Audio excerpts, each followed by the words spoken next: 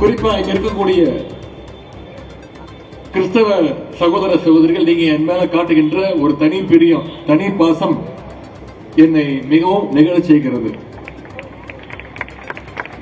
இன்றைக்கு இந்த நிகழ்ச்சிக்கு துணை முதலமைச்சராக மட்டுமல்ல, திராவிட முன்னேற்ற கழகத்துடைய ஒரு இளைஞரணி செயலாளராக நான் பங்கேற்பதில் நான் மகிழ்ச்சி அடைகின்றேன். ஏன்னா கிறிஸ்தவ கொள்கைகளுக்கும் திராவிட இயக்க கொள்கைகளுக்கும் மிகப்பெரிய வித்தியாசம் எதுவும் கிடையாது, வேறுபாடு கிடையாது. ரெண்டுமே எல்லா நேரத்திலையும் மனித நேயத்தை, அன்பை, சமத்துவத்தை தான் அடுத்தவங்க கிட்ட காட்டணும், அடுத்தவங்க கிட்ட போதிக்கணும் அப்படின்னு வலியுறுத்தும். மக்களுக்கான தலைவர்கள்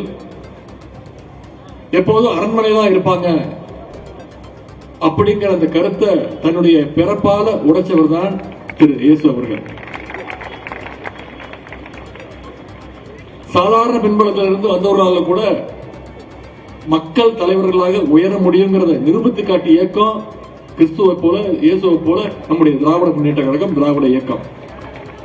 அதற்கு எடுத்துக்காட்டு தந்தை பெரியார், பேரறிஞர் அண்ணா, நம்ம டாக்டர் கலைஞர்னு எந்த தலைவர் எடுத்து பார்த்தீங்கன்னாலும் அவங்க எல்லாம் மக்களோடு மக்களாக வளர்ந்தவர்களா இருப்பாங்க. அதே மாதிரி மற்றவர்கள் மேல இரக்கம் காட்டணுங்கிறது சாதாரணமா எல்லாருக்கும் இருக்க வேண்டிய மனித குணம்னு கிறிஸ்தவம் எல்லாருக்கும் சொல்லுது. அதைத்தான் நம்முடைய திராவிட இயக்கமும் தொடர்ந்து வலியுறுத்தி வருது. ஆனா இப்ப பாத்தீங்கன்னா ஒன்றியத்தில் இருக்கக்கூடிய நாட்டை ஆளுறவங்களுக்கு இரக்க உணர்வுக்கு பதிலா வெறுப்பு உணர்வு தான் அதிகமா இருக்கு. குறிப்பா தமிழ்நாடு மேலேயும் தமிழ்நாட்டு மக்கள் மேலேயும். இன்னைக்கு இந்திய ஒன்றியத்தை ஆண்டு கொண்டிருக்கக்கூடிய ஆட்சியாளர்களுக்கு நம்முடைய தமிழ்நாடு மேலேயும் தமிழ்நாட்டு மக்கள் மேலேயும் ஒரு பயம் இருக்கு.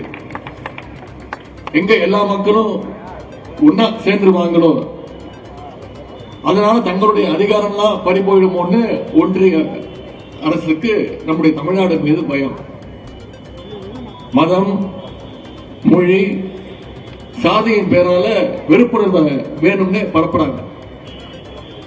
நான் இங்க மதுரையிலிருந்து உங்க முன்னிலையில நான் உறுதியா சொல்றேன், அவங்களுடைய எவ்வளவு முயற்சி பண்ணாலும் நிச்சயமா தமிழ்நாட்டுக்குள்ள அவங்களுடைய பிரித்தாளரை சொல்லிச்சு எந்த நாளையும் வெற்றி பெறாது.